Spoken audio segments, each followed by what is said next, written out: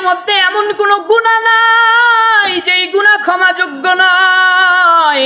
আপনার গুনাহের মধ্যে যদি হুকুকুল ইবাদ না থাকে, আপনি যদি পাহাড় পরিমাণ গুনাহ করে থাকেন, খালেস দিলে যদি আল্লাহ তাআলার কাছে তওবা করেন, আল্লাহ তাআলা আপনার পিছনের জিন্দেগীর সমস্ত গুনাহ খাতাকে মাফ করে দিবে। কারণ আল্লাহ তাআলা কুরআনুল কারীমের অসংখ্য অগণিত আয়াতের মধ্যে বলেছেন, ইন্নাহু হুয়াল গফুরুর রহিম,